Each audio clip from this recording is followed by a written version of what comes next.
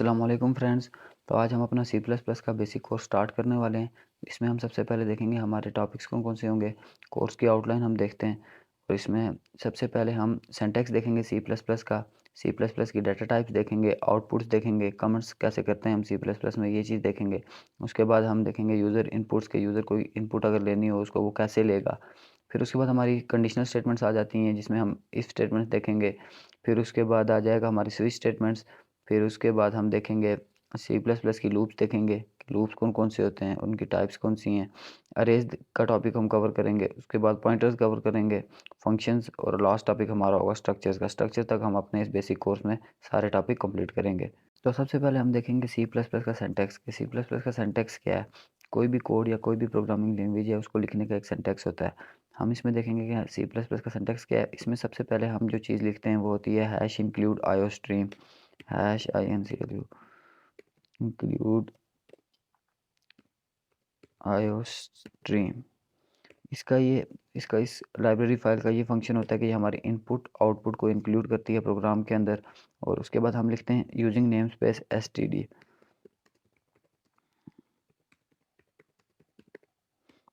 Using name space std के बाद हम लिखते हैं इंट मेन। ये हमारा मेन फंक्शन होता है। जितना भी कोड हम लिखते हैं इसके अंदर लिखते हैं, और ये हमारा एग्जीक्यूटेबल होता है, यानी कि जितना भी कोड हम इस मेन फंक्शन के अंदर लिखेंगे वही एग्जीक्यूट होगा। इसमें हमारे पास लास्ट पे जो चीज़ होती है वो होती है रिटर्न ज़ीरो। हम लिखते हैं रिटर्न ज़ीरो, इसलिए लिखते हैं क्योंकि हमारा ये रिटर्निंग टाइप का फंक्शन होता है मेन फंक्शन। हम इसको नॉन रिटर्निंग भी बना सकते हैं। और ये चीज़ हम जो है फंक्शंस के टॉपिक में पढ़ेंगे कि हमारे रिटर्निंग फंक्शन कौन कौन से होते हैं, नॉन रिटर्निंग कौन कौन से होते हैं। ये हमारा सिंपल सी प्लस प्लस का सिंटैक्स था फ्रेंड्स। हम इसके बाद देखेंगे सी प्लस प्लस की आउटपुट। सी प्लस प्लस में आउटपुट हम कैसे लेते हैं। सबसे पहले हम अपनी लाइब्रेरी फाइल्स इंक्लूड करते हैं, हैश इंक्लूड आईओ स्ट्रीम। उसके बाद हम लिखेंगे यूजिंग नेम स्पेस std।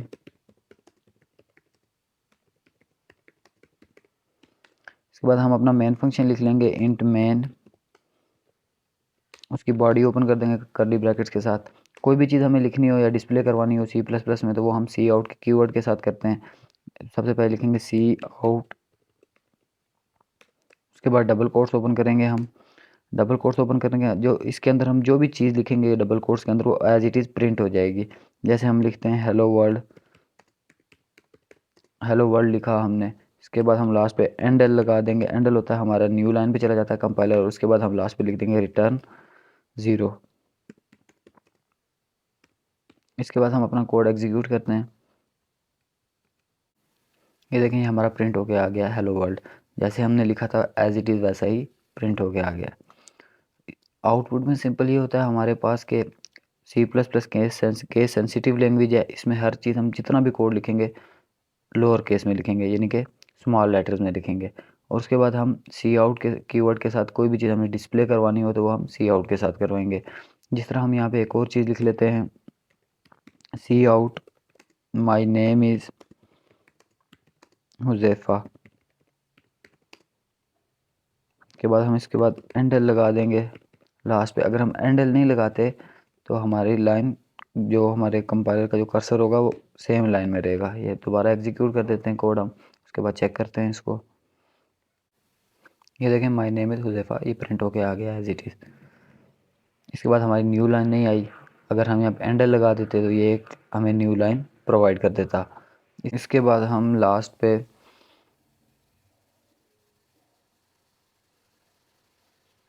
एक और आउटपुट ले लेते हैं हम, सी out I am good boy लिख देते हैं। इसके बाद हम एंडल लिख दिया हमने, और अपना कोड हम एग्जीक्यूट करके देखते हैं। इसके बाद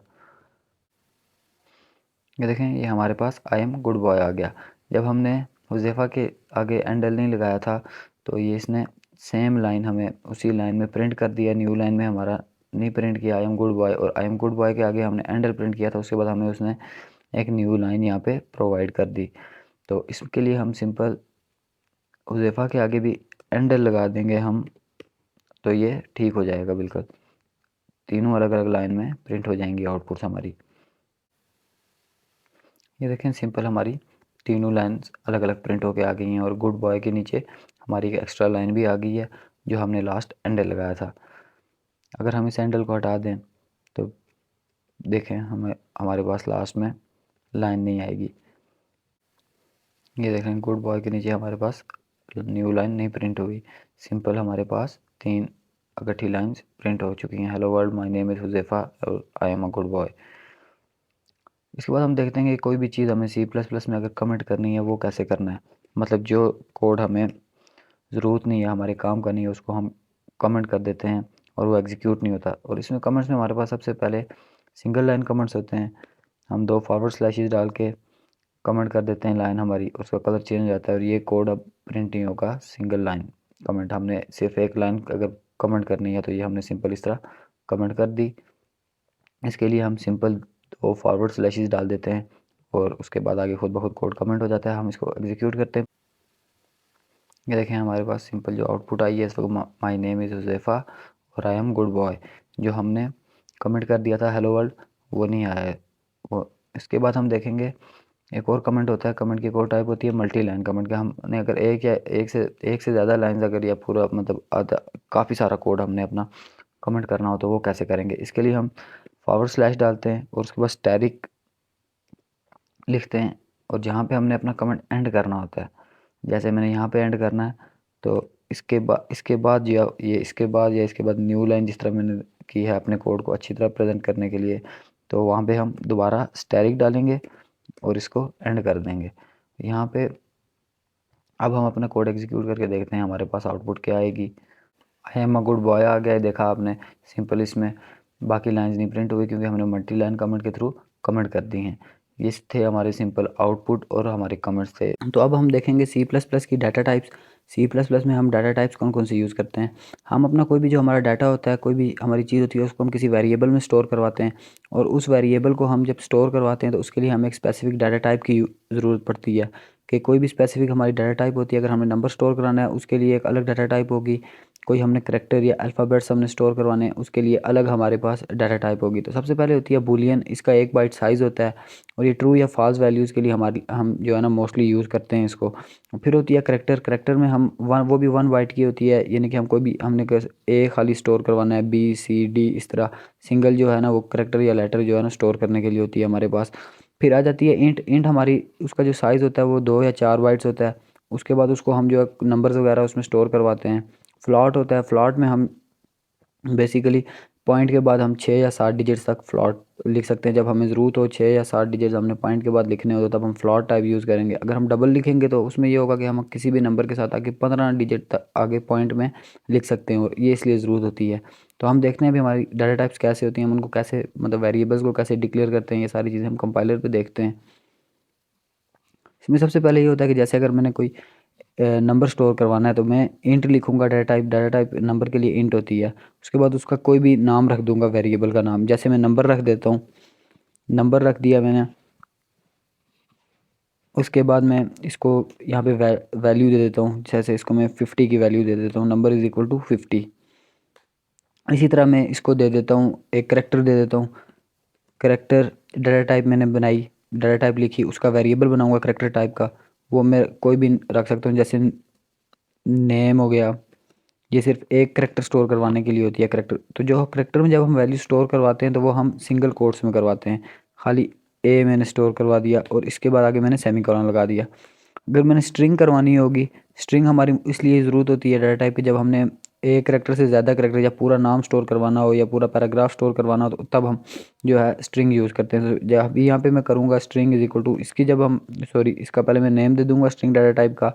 इसका नेम मैं ऐसे दूँगा, कोई भी हम जनरल नेम दे सकते हैं, जैसे हमारा कुछ भी नाम हो सकता है। मैं नेम 2 दे देता हूँ इसको, इक्वल करके इसमें जब हम वैल्यू स्टोर करवाएंगे तो वो वैल्यू हमें डबल कोट्स में स्टोर करवानी होगी हमेशा। मैं नेम लिख देता हूँ हुज़ैफ़ा और इसके बाद हमारी फ्लॉट होती है।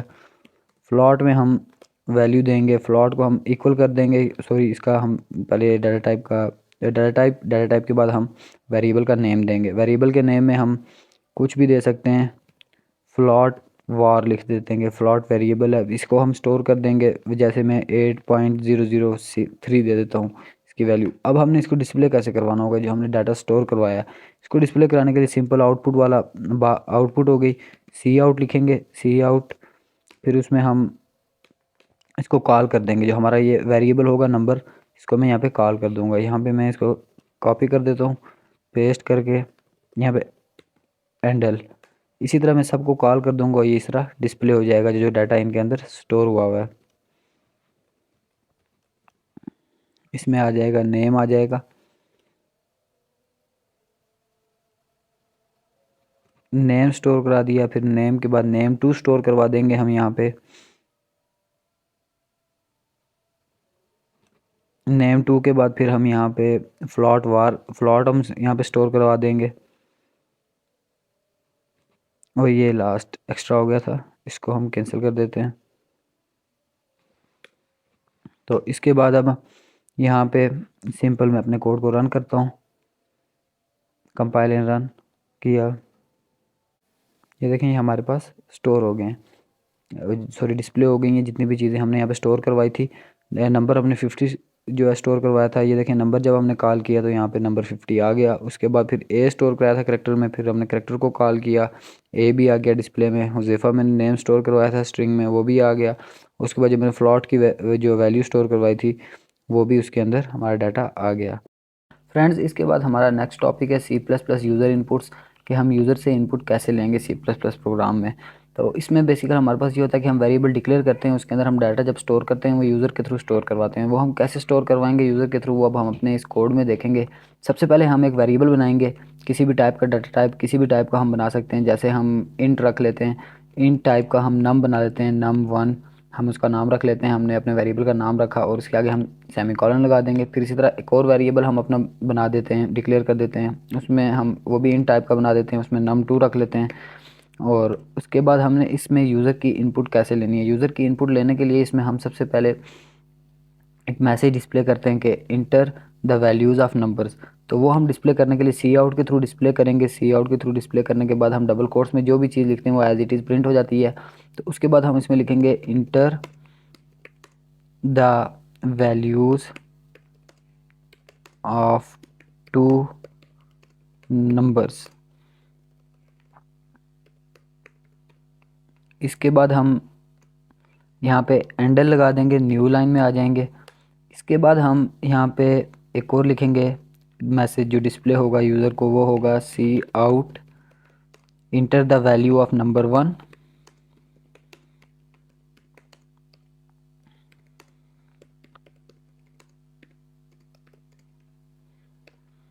और फिर हम सी इन करेंगे। यहाँ पे यूज़र से इनपुट लेने के लिए हम सी प्लस प्लस में सी इन करते हैं, सी आउट से मैसेज डिस्प्ले करते हैं, सी इन के थ्रू हम जो है यूज़र से वैल्यू लेते हैं, इनपुट लेते हैं।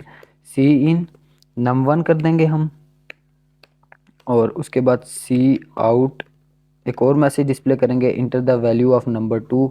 तो यही हम कॉपी कर देते हैं यहाँ से, और उसके बाद हम सेमीकोलन लगा देंगे और यहाँ पे हम इसको भी सी इन कर देंगे, सी इन नंबर 2। जब हमने ये आउटपुट का हमारा इनपुट का प्रोसेस हमारा पूरा हो गया, यहाँ पे फिर हमने डिस्प्ले करवाना है कि वो कैसे करवाएंगे डिस्प्ले, वो भी हम देख लेते हैं कि जो हमने इनपुट ली है, यूज़र ने इनपुट दी है तो उसने क्या इनपुट दी है। उसके लिए हम एक मैसेज डिस्प्ले करा देते हैं cout your enter numbers are, you enter the numbers are, sorry you inter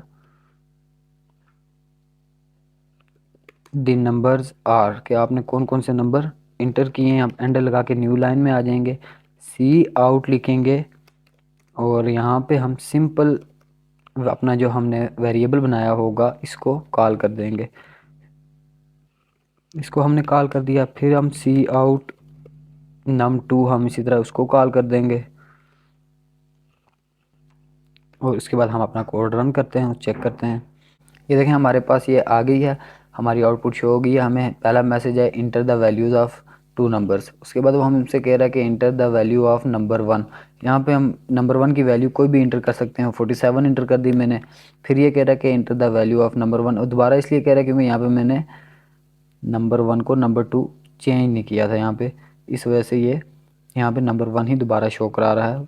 यहाँ पे मैं 67 लिख देता हूँ और you enter the values, you enter the numbers are 647 67। इसने यहाँ पे स्पेस नहीं दी या न्यू लाइन नहीं आई हमारी। क्यों नहीं आई वो हम देखते हैं अपने कोड में कि क्यों नहीं आई। तो इसमें यह है कि यहाँ पे पहले हम तो चेंज करेंगे, नंबर 2 हो जाएगा। यहाँ पे हमने एंडल नहीं लगाया, एंडल हम लगाएंगे तो हमारा जो है न्यू लाइन एक आ जाएगी, उसमें फिर सारी चीज़ें प्रिंट होंगी।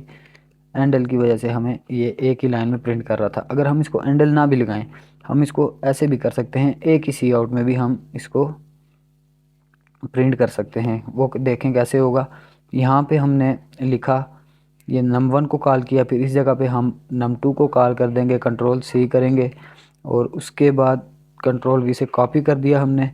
इससे पहले हम यहाँ पे डबल कोट्स लगा देंगे, ऐसे एक स्पेस दे देंगे, फिर उसके बाद हम ऐसे करके इसको प्रिंट करवा देंगे और ये यहाँ पे स्पेस के साथ हो जाएगा। अगर हम न्यू लाइन में करवाना है तो यहाँ पे हम /n लिख देंगे, तो ये ऑटोमेटिकली न्यू लाइन में चला जाएगा। अभी हम अपने कोड को रन करते हैं। इसे enter the value of number 1 हम 34 इंटर कर देते हैं, 89 इंटर कर देते हैं वैल्यू 2, और ये देखें हमारी आ गई है। Value of numbers are 34 and 89 इसने प्रिंट कर दी हैं। हम यूज़र से इनपुट स्ट्रिंग में भी ले सकते हैं, करैक्टर में भी, किसी भी डाटा टाइप में ले सकते हैं। अभी हम स्ट्रिंग का एक देख लेते हैं प्रोग्राम। यहाँ पे हम आ जाते हैं, इस ऊपर वाले प्रोग्राम को मैं कमेंट कर देता हूँ और उसके बाद हम यहाँ पे नया ले लेते हैं स्ट्रिंग नेम हम लिख देते हैं एक, और स्ट्रिंग एज लिख देते हैं हम दूसरा। तो यहाँ पे हम एक मैसेज लिखते हैं, cout inter your name, और उसके बाद हम यहाँ पे सेमीकोलन लगा देंगे। उसके बाद सी इन कर देंगे हम नेम, और इसके बाद हम सी आउट इंटर योर एज, और यहाँ पे इसके बाद हम सी इन कर देंगे, सी इन एज हो जाएगा हमारा। और इसके बाद हम डिस्प्ले करा देते हैं, cout your name and age is. जब हमने इसको कर दिया यहाँ पे, इसके बाद हम इसको हैंडल कर देंगे, और इसके बाद हम यहाँ पे दोबारा सी आउट एक स्पेस दे देंगे हम, और यहाँ पे हम नेम को कॉल कर देंगे, और फिर हम स्पेस देंगे एक, और एज को कॉल कर देंगे, और इसके बाद हम हैंडल लगा देंगे इसको। अब हम कोड को रन करके चेक करते हैं। ये हमें शो आ गया, आउटपुट में शो हो रहा है कि inter your name.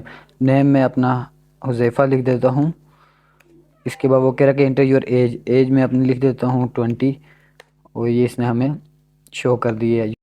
Next topic जो हमारा है वो है conditional statements, if else statements. If else statement वो तब हम यूज़ करते हैं C++ में, जब हम अपने कोड का जो कोई भी स्पेसिफिक ब्लॉक ऑफ कोड है हमारा, उसको हम किसी भी कंडीशन के ऊपर रन करवाना चाहें। जैसे जब हमारी कोई भी कंडीशन ट्रू हो तो हमारा ये वाला कोड जो है वो रन हो, अगर फॉल्स है तो ये वाला कोड रन हो। इसमें ये होता है कि सबसे पहले हम एक एग्जांपल के थ्रू देख लेते हैं कि जैसे अगर एक बंदा अपनी एज इंटर करता है, और एज इंटर करने के बाद अगर उसकी एज 18 से अबव है या 18 है तो वो गाड़ी ड्राइव करने के काबिल है। अगर वो उससे छोटा है तो वो गाड़ी नहीं ड्राइव कर सकता। तो इसलिए हम इस तरह की कंडीशंस बनाते हैं, और कंडीशंस के बाद हम उनको, उनका जो कोड होता है स्पेसिफिक कोड, वो हम रन करते हैं अपने इफ एल्स के थ्रू। तो अभी हम देखते हैं अपने कोड में एक डाटा टाइप बना देते हैं, इंट एज वेरिएबल हमने बनाया, इंट डाटा टाइप उसकी रखी हमने। सी आउट हम यहाँ पे लिख लेंगे इंटर योर एज, और इसके बाद हम सी इन कर लेंगे, इनपुट ले लेंगे यूज़र से, एज हमने लिख दिया। उसके बाद हम यहाँ पे लिख देंगे कि इफ़ की कंडीशन लगाएंगे, हम लिखेंगे if age is greater than equal to 18। अगर ये हमने इफ़ का कीवर्ड लिखा और उसके बाद आगे हमने अब ब्रैकेट्स ओपन करके उसकी कंडीशन लिखी कि अगर एज बड़ी है 18 से या उसके बराबर है तो उस वक़्त क्या होगा। उस वक़्त हम एक मैसेज डिस्प्ले कर देंगे, cout you are able to drive, you are able to drive. और अगर इससे छोटी होगी, इफ़ के बाद हम एल्स लगाएंगे अगर ये कंडीशन नहीं है। अगर उससे छोटी है एज, किसी ने 17 या 1 2 0 कोई भी इंटर कर दी, तो उस वक्त हमारा क्या होगा, यहाँ पे क्या मैसेज डिस्प्ले होगा, हम वो मैसेज डिस्प्ले करवा देंगे कि cout you are not able to drive. Endl लगा देंगे लास्ट पे हम, और अपना कोड हम रन करके देखते हैं। प्रोग्राम अब हमसे देखें कह रहा है कि इंटर योर एज, हम अपनी एज फ़र्ज़ किया 44 इंटर कर देते हैं, तो ये क्या कह रहा है, you are able to drive. अभी हम दोबारा रन करते हैं अपना कोड और चेक करते हैं कि अभी हम इसमें एक स्मॉल वैल्यू इंटर करके देखते हैं, जैसे 12 हो गई, 12 इंटर की, तो क्या कह रहा है, you are not able to drive. इसके बाद आ जाता है हमारा एक और टॉपिक है इफ़ एल्स इफ़, यानी कि एल्स इफ स्टेटमेंट हो जाती हैं उसमें, हम वो भी देख लेते हैं वो कैसे होगा। वो जब हम ऐसे एक एग्जांपल ले लेते हैं, जैसे हम ग्रेड्स की एग्जांपल ले लेते हैं, अगर 80 से मार्क्स अबव हैं तो उसमें हमारा ए ग्रेड आ जाएगा। 70 से अबव हैं और 80 से छोटे हैं तो हमारा बी आ जाएगा। इसी तरह 60 से अबव हैं और 70 से छोटे हैं तो सी आ जाएगा। इस तरह हम एक प्रोग्राम बनाते हैं, उसमें हम अपनी इफ़ एल्स इफ स्टेटमेंट्स समझते हैं। तो यहाँ पे हम एक वेरिएबल बना देंगे इन टाइप का, उसका नाम मार्क्स रख लेते हैं, और सी आउट कर लेते हैं हम कि inter your marks, inter your marks, और सी इन कर देंगे अब हम सी इन मार्क्स। इसके बाद हम इफ़ की स्टेटमेंट लगा देंगे, if marks greater than equal to 80, कि अगर हमारे जो मार्क्स हमने इंटर किए वो 80 के बराबर हैं या 80 से अगर बड़े हैं, तो उसको मैसेज यूज़र को क्या डिस्प्ले होगा, cout your grade is ए।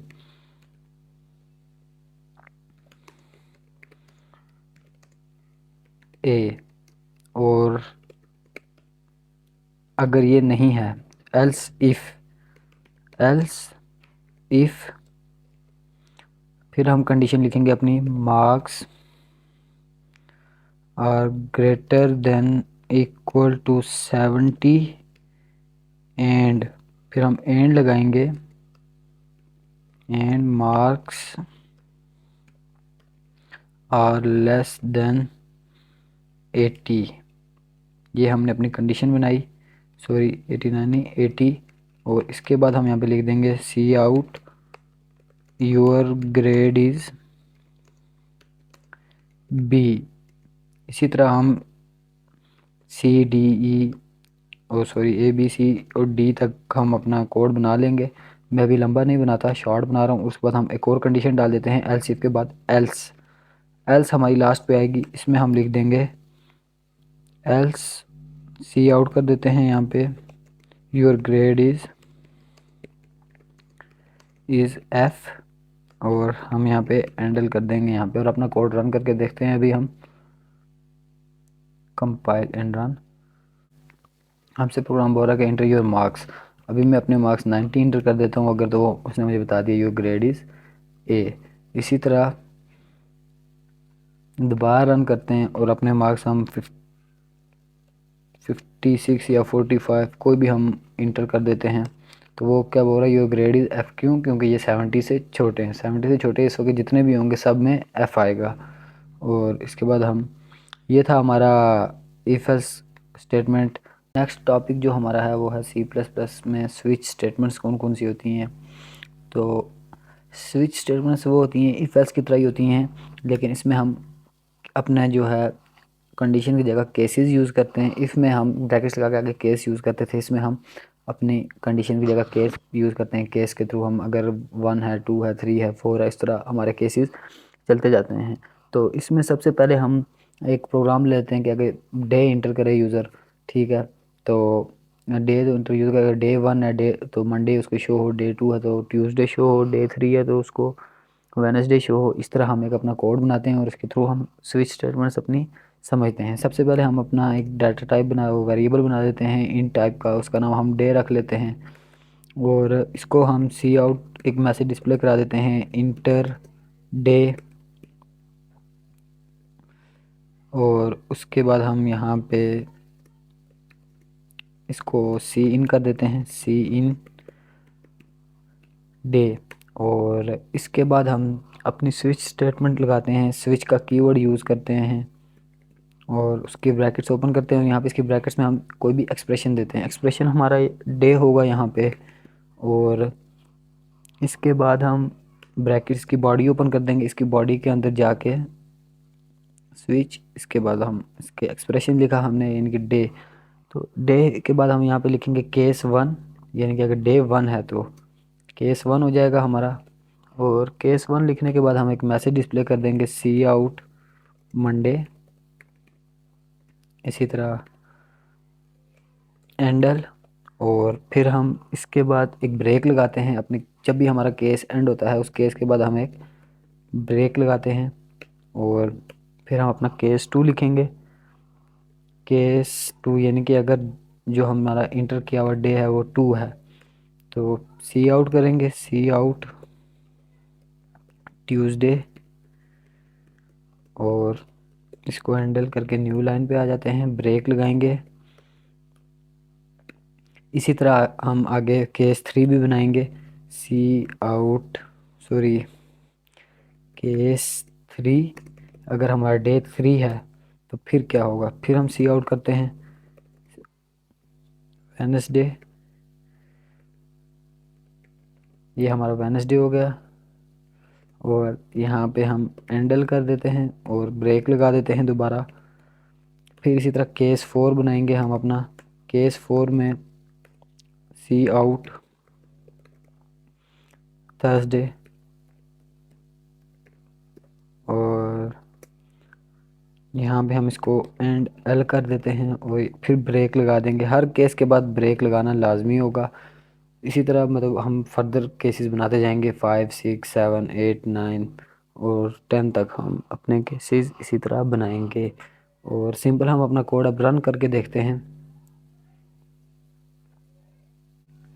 देखें हमें आ रहा है इंटर डे, तो हम डे इंटर कर देते हैं 3, तो हमें इसने वेडनेसडे प्रिंट करके दे दिया कि यानी कि डे 3 हमारा वेडनेसडे है। ये इसी तरह मतलब इफ एल्स में हमारा कोड लंबा हो जाता है, थोड़ा कंडीशन ज़्यादा बन जाती हैं, ये उसी का एक अपग्रेडेड फॉर्म होती है स्विच स्टेटमेंट्स।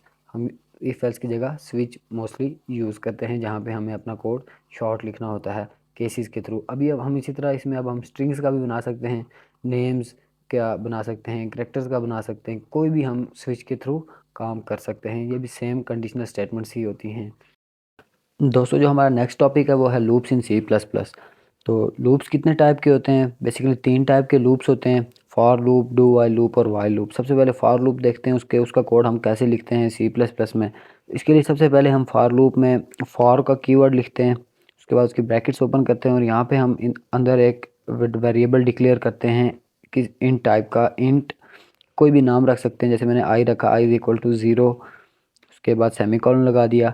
फिर उसकी कंडीशन रखेंगे वो कब तक चलेगा, आई लेस देन इक्वल टू 10 रख देता हूँ मैं। उसके बाद फिर मैं रख लेता हूँ यहाँ पे सॉरी उसके बाद यहाँ पे होता है फिर इंक्रीमेंट ऑपरेटर लगता है सेमीकोलन के बाद, यानी कि या तो हम इंक्रीमेंट कर रहे होंगे 10 तक, 0 1 2 3 4 5 6 7 8 9 10 नंबर वो प्रिंट होंगे, या तो फिर वो हम अगर डिक्रीमेंट माइनस माइनस लगाएंगे आई माइनस माइनस तो वो 10 से बैकवर्ड की तरफ आएगा। वो भी हम देखेंगे कंडीशन के वो हम बैकवर्ड कैसे प्रिंट करवा सकते हैं नंबर। और इसमें सबसे इसके बाद हम इसकी ब्रैकेट्स ओपन करेंगे, ब्रैकेट्स ओपन करने के बाद हम यहाँ पे सी आउट कर देंगे, सी आउट आई को हम प्रिंट करवा लेंगे एंड एल। कोड रन करते हैं, चेक करते हैं हम अब। तो ये देखो हमारे 10 नंबर प्रिंट हो चुके हैं। हमने अगर हम मैनुअली प्रिंट करते तो ये हमें काफ़ी टाइम लगता और 10 लाइन ऑफ कोड हमें लिखना पड़ता, लेकिन हमने 3 लाइन लिखी लूप के थ्रू और 10 नंबर प्रिंट करवा दिए।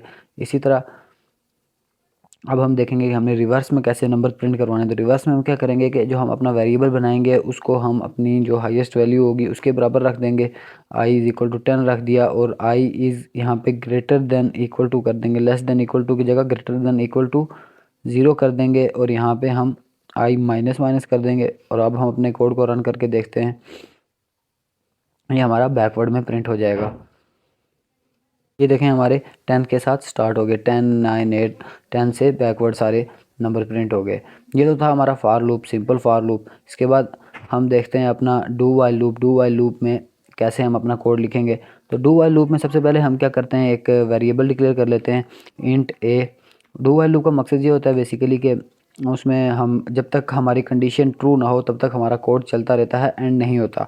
तो इसके लिए हम सबसे पहले डू का कीवर्ड लिखते हैं, फिर उसकी ब्रैकेट्स ओपन करते हैं, यानी कि उसकी बॉडी ओपन करते हैं। उसके अंदर हमने जो कोड लिखना होता है, कोई भी कोड लिखते हैं, जैसे मैं यहाँ पे लिख लेता हूँ सी आउट हुज़ैफ़ा लिख देता हूँ, अपना नाम लिखा मैंने। उसके बाद यहाँ पे मैं एंड एल कर देता हूँ। फिर उसके बाद एक दो चीज़ें और लिख देते हैं हम यहाँ पे, सी आउट हेलो वर्ल्ड। जब मैंने ये लिख दिया उसके बाद यहाँ पे मैं एंड एल करूँगा, तो ये तो मेरा डू हो गया। डू वाइल है, फिर हम क्या करेंगे, वाइल लिखेंगे। डू के बाद हम वाइल की ब्रैकेट्स ओपन करेंगे और यहाँ पे हम अपनी कंडीशन देंगे, ए नॉट इक्वल टू ज़ीरो, यानी कि मेरी कंडीशन तब तक ट्रू रहे जब तक ए ज़ीरो नहीं हो जाता, यानी कि तब तक चलती रहे। तो इसके लिए हम क्या करेंगे, यहाँ पे सिंपल एक हम मैसेज डिस्प्ले करा देंगे, सी out press 0 to continue end the code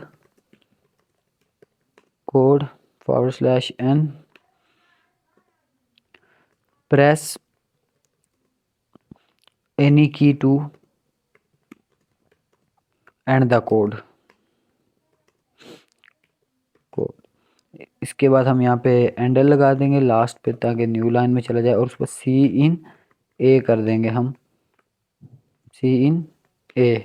जब हमने सी इन ए कर दिया तो हमारा ये कोड जो अंदर है, ये चीज़ें तब तक प्रिंट होती रहेंगी जब तक हमारा ए ज़ीरो नहीं होता। तो अभी हम देखते हैं अपने इसमें एग्जीक्यूट करते हैं अपने कोड को, कंपाइल एंड रन किया, देखें हमारा प्रिंट हो चुका है हुज़ैफ़ा और हेलो वर्ल्ड एक बार प्रिंट हुआ। फिर हम ये कह रहे हैं press 0 to end the code, अब press any key to end the sorry ये मैंने यहाँ पे दोबारा लिख दिया, टू कंटिन्यू द कोड था, एंड द कोड नहीं था यहाँ पे। तो हम अभी कोई भी की इंटर कर देते हैं, 2 इंटर करूँगा, ये बार बार प्रिंट करता रहेगा, 4 5 6, मतलब जब जितना मैं मतलब इंटर करता रहूँगा जब तक ये ज़ीरो नहीं होगा तब तक ये चीज़ प्रिंट करता ही रहेगा। अभी मैंने ज़ीरो इंटर कर दिया यहाँ पे, तो ये देखें मेरा कोड एंड हो गया है। सिंपल था डू वाइल लूप। आ जाता है while loop. While loop do while और फॉर लूप का अल्टरनेटिव है, ये अच्छा मेथड है वाइल लूप। तो हम यूज़ करते हैं वाइल लूप को। कैसे यूज़ करेंगे, एक वेरिएबल बना देंगे, इंट आई रख देता हूँ मैं।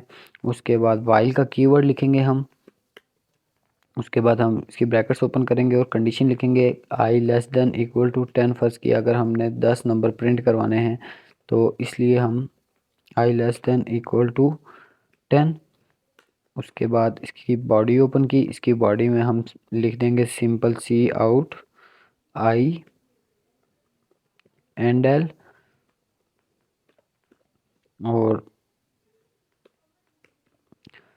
इसके बाद हम इंक्रीमेंट ऑपरेटर लिख देंगे आई प्लस प्लस, और अपना कोड हम रन करके देखते हैं, एग्जीक्यूट कंपाइल एंड रन। पर हमें प्रिंट करके दे दिए जैसे फॉर लूप के थ्रू हम करते थे, उसी तरह सिंपल है वाइल लूप भी। वाइल अब जो हमारा टॉपिक है वो है अरेज का। ये बहुत ही इंपॉर्टेंट टॉपिक है अरेज। सी प्लस प्लस में अरेज बहुत ही इंपॉर्टेंट होती हैं। हम देखते हैं कि अरेज हम कैसे बनाते हैं और अरेज के अंदर कैसे हम वैल्यू स्टोर करते हैं और कैसे हम अरेज से वैल्यू डिस्प्ले करवाते हैं। ये सब चीज़ें हम अपने इस कोड में देखेंगे। तो अरे बेसिकली किसी भी डाटा टाइप की हम बना सकते हैं, इंट स्ट्रिंग करेक्टर जो भी आप चाहें उस टाइप की बना सकते हैं। हम इधर इंट टाइप की एक अरे बनाते हैं। इंट सबसे पहले लिखा, फिर अरे का नाम हम लिखते हैं।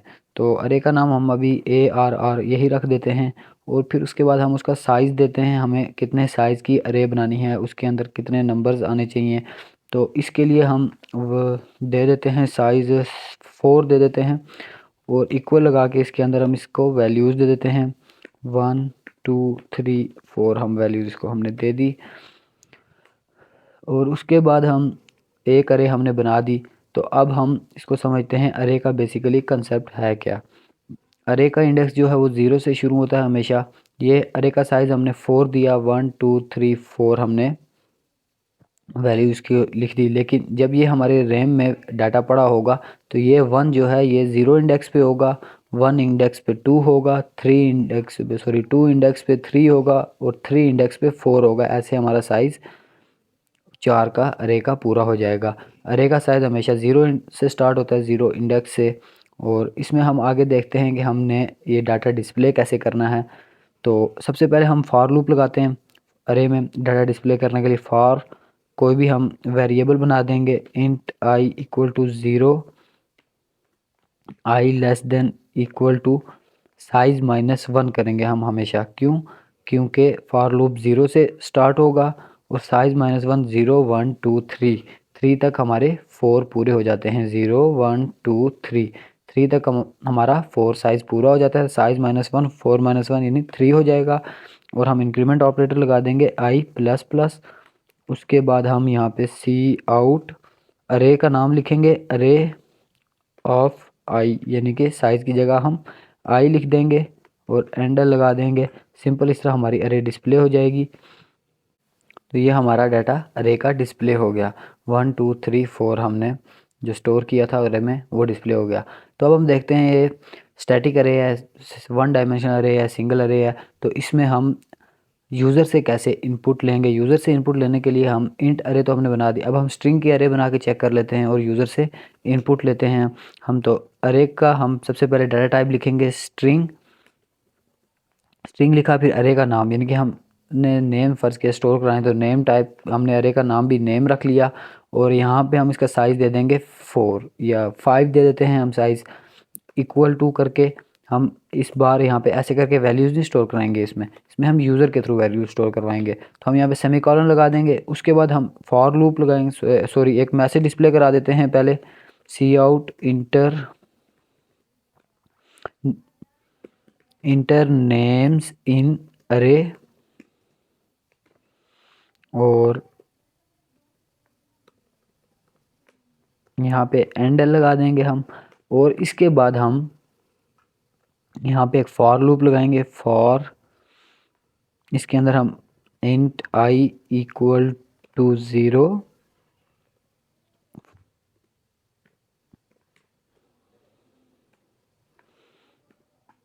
For int I is equal to 0, I less than equal to size -1 4 -1 5 -1 4 और आई प्लस प्लस।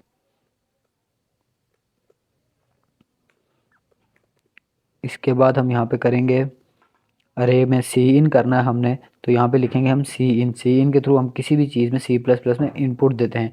अरे में इनपुट देने के लिए सी इन अरे का नाम लिखेंगे हम यहाँ पे। अब अरे का नाम क्या है? नेम। इसको कॉपी कर लेते हैं हम, Ctrl+C Ctrl+V। उसके बाद हम यहाँ पे आई लिख देंगे, अरे ऑफ नेम ऑफ आई, और सिंपल हमारा ये सी इन हो चुका है अरे में। इसके बाद हम इसको अब डिस्प्ले भी कराना है हमने, तो एक मैसेज डिस्प्ले कर देते हैं। सबसे पहले हम यहाँ पे द अरे एलिमेंट्स आर, फिर यहाँ पे हम लिख देंगे एंडल और यहाँ पे दोबारा फॉर लूप लगाएंगे हम। इसी को कॉपी कर देते हैं। फॉर लूप के थ्रू ही अरे में हम इनपुट भी करेंगे और आउटपुट भी हम डिस्प्ले करवाएंगे। और यहाँ पे हम सी आउट नेम ऑफ आई लिख देंगे। यहाँ पे सी आउट नेम ऑफ आई यानी कि अरे ऑफ आई एंड एल। तो हम अपना कोड अब रन करते हैं। तो ये देखें हमें शो हो गया इंटर द नेम्स इन अरे। हम यहाँ पे अब नेम जो है अरे में इंटर करेंगे। जैसे मैं हुज़ैफ़ा लिख देता हूँ, हुज़ैफ़ा, अली, उमर और अकमल और ख़ान लिख देते हैं लास्ट पे। तो ये हमने नेम पहले इंटर करवाए अरे में, फिर द अरे एलिमेंट्स आर, फिर ये हमारे डिस्प्ले भी हो गए फॉर लूप के थ्रू। हम इस तरह वाइल लूप के थ्रू भी डिस्प्ले कर सकते हैं। वाइल लूप के थ्रू हम उनमें इनपुट भी दे सकते हैं। डू वाइल लूप के थ्रू इनपुट दे सकते हैं। डू वाइल लूप के थ्रू हम उनमें आउटपुट भी उनकी डिस्प्ले करवा सकते हैं। तो ये थी हमारी सिंपल अरे। तो अब हम देखते हैं अपनी 2D अरे, 2 डायमेंशनल अरे हमारी कैसे बनेगी। तो हम उसमें उसको देखते हैं। सबसे पहले उसका कोड कैसे हम लिखेंगे। तो उसके लिए हम सबसे पहले इंट, कोई भी आप डाटा टाइप की अरे बना सकते हैं। जैसे मैं इंट की बना रहा हूँ अभी, तो इंट AR में फ़र्ज़ किया ये नाम रख देता हूँ। इसमें बेसिकली रोज़ और कॉलम्स होती हैं। तो सबसे पहले मैं साइज़ दूंगा, यानी कि इसका एक साइज रोज़ का जो साइज़ होगा, पहले रोज़ आती हैं फिर कॉलम्स आते हैं। रोज़ का साइज़ मैं दे देता हूँ 2 और कॉलम का साइज़ भी मैं 2 दे देता हूँ। ये 2x2 मैट्रिक्स की तरह होगी। यहाँ पे इसमें हम आगे भी वैल्यूज़ दे सकते हैं, स्टोर कर सकते हैं ऐसे करके। करली इक्वल टू करके करली ब्रैकेट्स ओपन की, फिर दोबारा करली ब्रैकेट्स ओपन की, यहाँ पे 1,2 मैंने एक लगा दी, मतलब ये जो रोज़ की वैल्यू स्टोर हो गई 1,2, फिर कोमा लगा के फिर ब्रैकेट्स ओपन की, फिर 4,6 ये मैंने दे दी कॉलम्स की। ये एक 2x2 मैट्रिक्स बन गया हमारा। तो हम अभी इस तरह नहीं करेंगे, हम इसको यूज़र से इनपुट लेंगे इसमें भी, ताकि आपको ज़्यादा समझ आ जाए, आसानी भी हो समझने में। तो इसमें फिर अब हम सबसे पहले एक मैसेज डिस्प्ले करवा देते हैं, cout inter elements in अरे।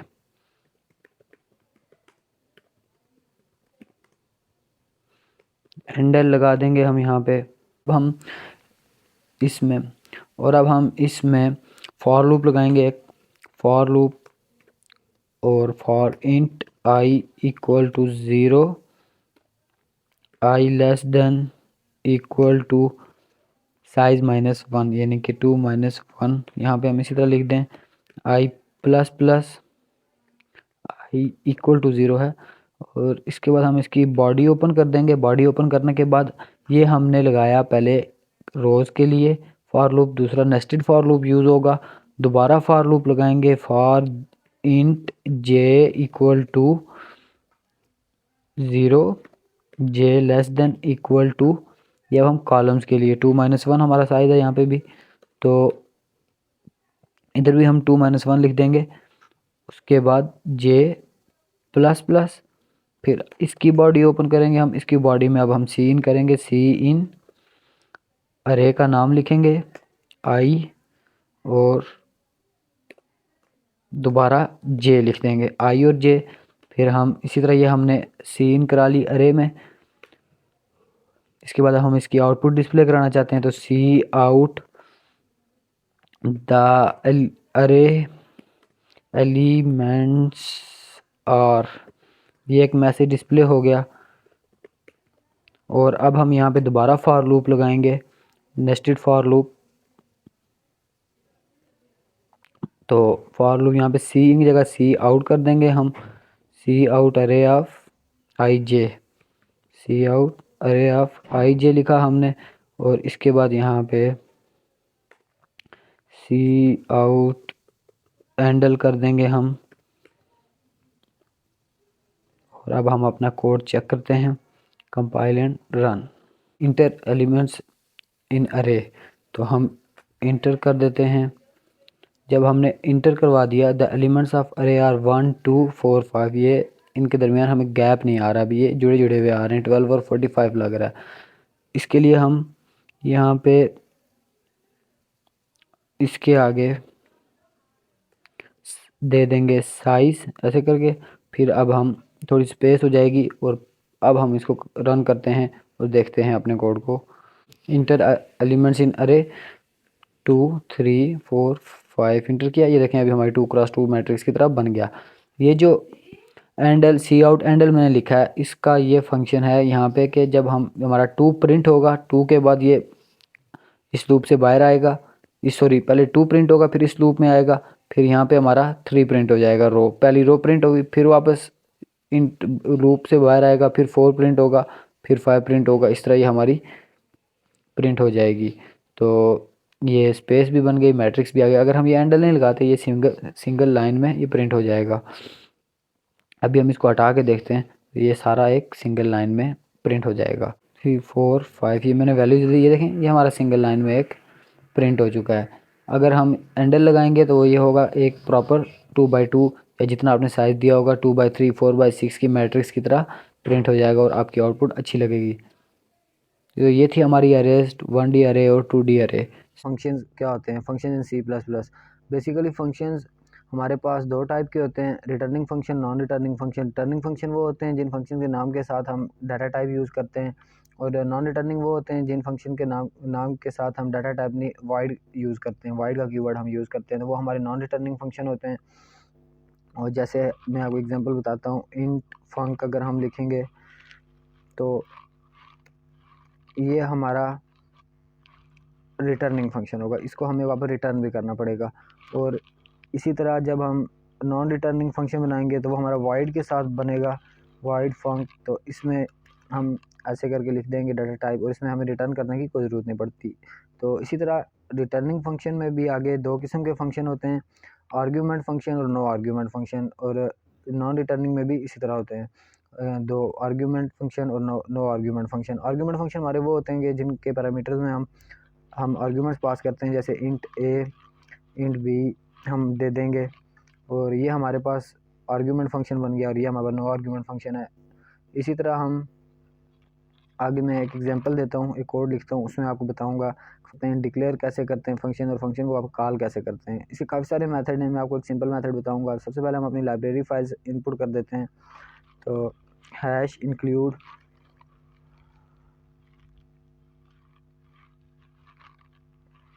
IO stream using name space std,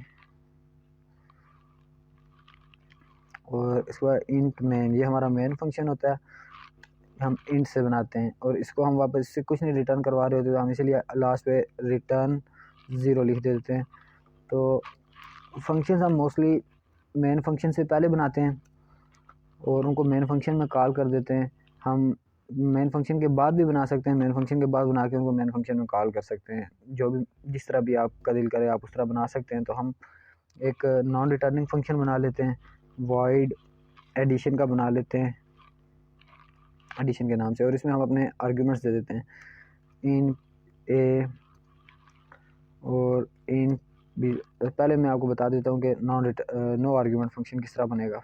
सबसे पहले हमने उसकी डाटा टाइप लिखी, अगर डाटा टाइप नहीं लिखनी, no argument sorry non returning function बनाना है, तो हम वाइड का कीवर्ड यूज़ करेंगे, फंक्शन का नाम और आगे पैरेंथेसिस ओपन कर देंगे, फिर फिर हम अपनी कर्ली ब्रैकेट्स ओपन करेंगे, फंक्शन की बॉडी में आ जाएंगे। यहाँ पे आके हमें अगर वेरिएबल डिक्लेयर कराना है, वेरिएबल डिक्लेयर करा लेंगे। तो सिंपल ऐसे वेरिएबल डिक्लेयर करा दिया हमने। तो अगर हमने इनका सम करना है, मल्टीप्लाई करना है, जो जिस तरह हमने करना है वो हम इसमें आगे फंक्शनलिटी परफॉर्म कर सकते हैं। तो अगर ये एडिशन का फंक्शन मैंने वैसे बनाया एक एग्जांपल के तौर पे, तो हम यहाँ पे इनको ऐड कर देते हैं, सी आउट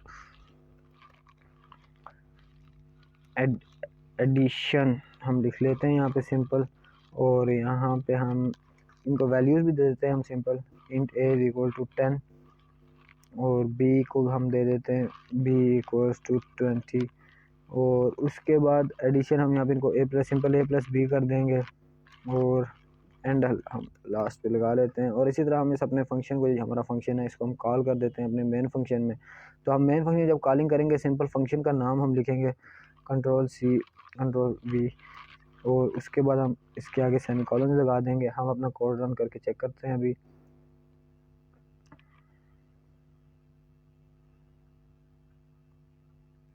कंपाइल हो गया हमारा कोड, और इसके बाद इसको रन करते हैं सिंपल।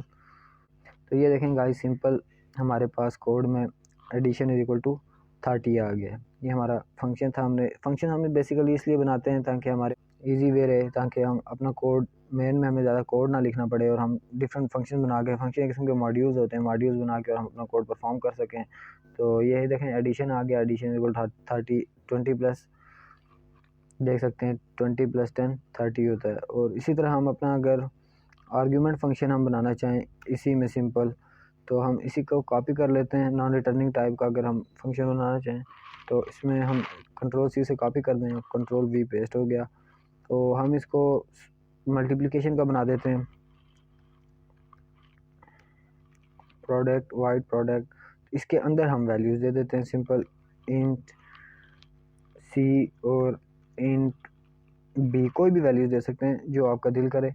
मैंने ये दे दी, ये सॉरी वैल्यूज़ नहीं, मेरा मतलब कहने का ये था कि कोई भी हम नाम रख सकते हैं, कोई भी किसी भी नाम के वेरिएबल डिक्लेयर कर सकते हैं। तो मैंने ये वेरिएबल डिक्लेयर कर दिए। तो इसमें मैं सिंपल इनको लिख दूँगा सी आउट, इसमें मैं कह दूँगा प्रोडक्ट इज़,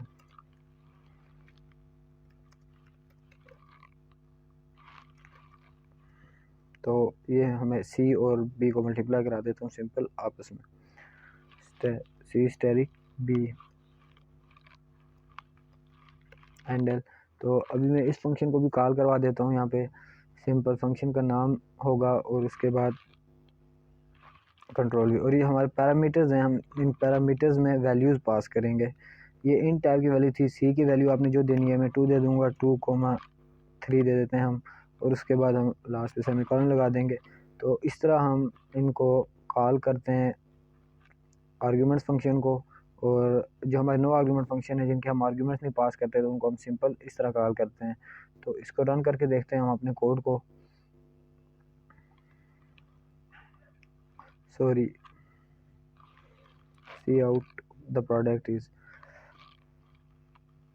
तो ये देखें गाइस, ये हमारे पास प्रोडक्ट 6 आ गया है। तो 2 मल्टीप्लाई बाई 3 6 ही होता है। इसी तरह हम अपने रिटर्निंग फंक्शन भी देखेंगे कि रिटर्निंग फंक्शन हमारे किस तरह डिक्लेयर होंगे। वो सेम इसी तरह बनेंगे, इसी तरह होंगे, बस हमें उनको लास्ट पे रिटर्न करना पड़ता है। जैसे हम ये इंट मेन बनाते हैं, हम अपना मेन फंक्शन, तो हम लास्ट पे रिटर्न 0 लिखते हैं कि हमें कुछ भी रिटर्न नहीं कराना। तो हम रिटर्निंग फंक्शन में बेसिकली हमने जो चीज़ें मतलब ली होती हैं, हम उनको रिटर्न कराते हैं। तो जैसे मैं आपके सामने बनाता हूँ एक फंक्शन, और अब रिटर्निंग फंक्शन बनाता हूँ। सबसे पहले मैं यहाँ पे लिख देता हूँ कमेंट्स में कि नॉन रिटर्निंग फंक्शंस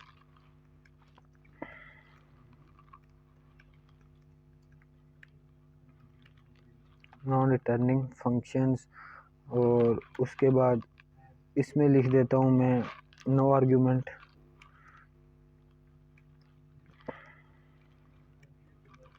और सिंपल ये नीचे वाले में मैं लिख दूँगा आर्ग्यूमेंट फंक्शन।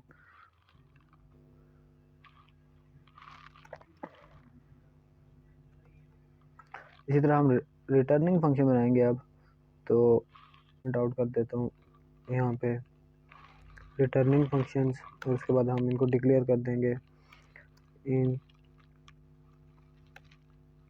फंक का नाम दे देते हैं इसको इन फंक। और उसके बाद हम इसकी बॉडी ओपन कर देते हैं, और फंक में हम इसको आर्ग्यूमेंट्स पास कर देते हैं, इन ए, इन बी और इन सी। हम 3 आर्ग्यूमेंट, जितने मर्जी आप आर्ग्यूमेंट्स दे सकते हैं, इसको दे दें, कोई इशू नहीं है, जो जितने आपको रिक्वायर्ड है। तो उसके बाद मैं सिंपल यहाँ पे लिखता हूँ रिटर्न ए प्लस बी प्लस सी, और सॉरी यहाँ पर अंडरस्कोर नहीं आता, सिंपल ए प्लस बी प्लस सी आएगा। अब हम इस फंक्शन को कॉल करेंगे सिंपल अपने मेन फंक्शन में, और ये हम फंक्शन का नाम सिंपल कॉलिंग का मैंने तरीका आपको बता दिया था। और इसको हम यहाँ पे कॉल कर देंगे सी out the output of main function is output of main function is. तो यहाँ पे सिंपल हम इसको पेस्ट कर देंगे अपने फंक्शन को, और इसकी आउटपुट आ गई है। इसमें the output of main function, sorry मैंने अब रिटर्निंग फंक्शन लिखना था, मैंने मेन लिख दिया, 31 आ गई। उसने सम करके रिटर्न कर दी सारी वैल्यूज़। अब जो हमारा लास्ट टॉपिक है वो है स्ट्रक्चर्स का, structure in C plus plus. हम देखते हैं अपना हम स्ट्रक्चर्स कैसे बनाएंगे। तो स्ट्रक्चर के लिए हम सिंपल मेन फंक्शन से पहले स्ट्रक का कीवर्ड लिखते हैं। उसमें हम लिखेंगे struct, स्ट्रक का कीवर्ड लिखा। उसके बाद हम उसका कोई भी नाम दे देंगे, जैसे हम बुक दे देते हैं, बुक का हमने स्ट्रक्चर बनाना है। और उसके बाद करली ब्रैकेट्स ओपन कर देंगे, यानी कि उसकी बॉडी ओपन कर देंगे। तो उसकी बॉडी ओपन करने के बाद हम यहाँ पे जो भी चीज़ लिखेंगे, जितना भी कोड लिखेंगे, फंक्शंस बनाएंगे, सारी चीज़ें। तो हम एक ले लेते हैं, जैसे बुक का हम कोई नेम होगा, कोई string, स्ट्रिंग नेम लिख दिया हमने। उसके बाद बुक की प्राइस होगी, इंट प्राइस लिख देंगे। फिलहाल यही 2 चीज़ें लिखते हैं। और उसके बाद हम यहाँ पे एक फंक्शन बना देंगे, इनपुट का फंक्शन, void इनपुट। और यहाँ पे हम नो आर्ग्यूमेंट फंक्शन है और नॉन रिटर्निंग फंक्शन बनाया हमने। तो यहाँ पे हम लिख देंगे cout enter the name of book.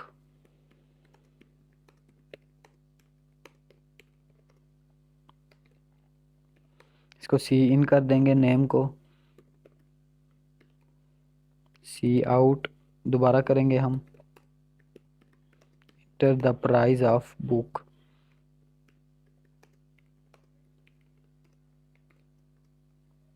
इसको भी सी इन कर देंगे प्राइस को। ये हमारा एक इनपुट का फंक्शन बन गया। इसके बाद हम यहाँ पे एक डिस्प्ले का फंक्शन बनाएंगे, यानी कि जो चीज़ यूज़र डिस्प्ले करेगा और वही चीज़ हम उसके बाद उसको वापस, सॉरी, जो इनपुट करेगा वो चीज़ वापस को डिस्प्ले भी हो जाए। तो हम एक और फंक्शन बना देते हैं नॉन रिटर्निंग फंक्शन डिस्प्ले का, और नो आर्ग्यूमेंट फंक्शन बना दिया हमने।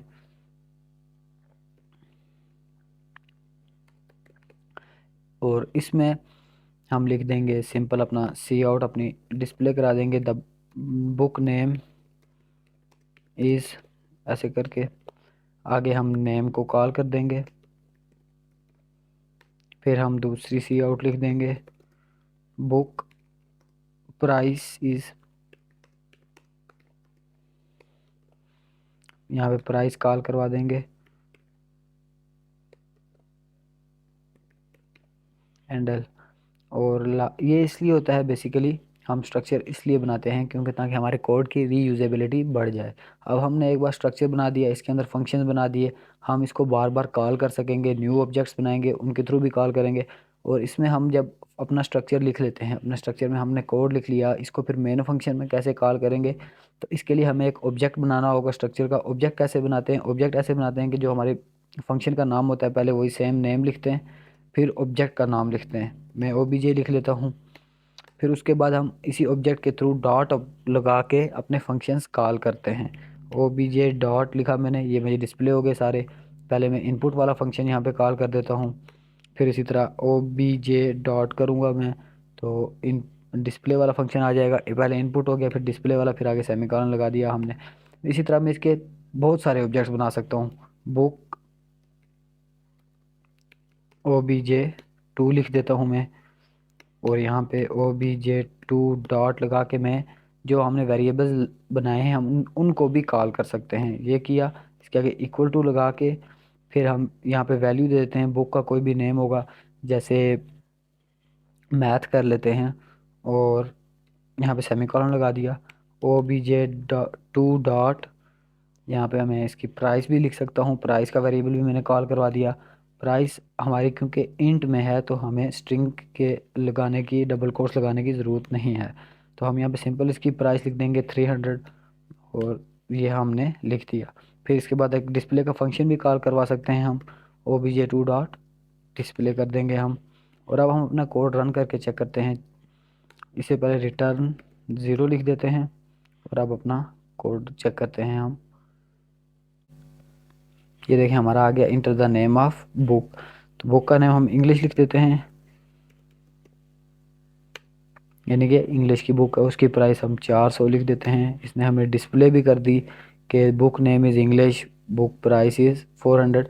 फिर जो हमने यहाँ पे ये वेरिएबल्स कॉल करके उनको वैल्यूज़ दी थी, मैथ और 300, वो भी हमने उसके बाद डिस्प्ले करवाई थी डिस्प्ले के फंक्शन के थ्रू, वो भी आ गई हैं।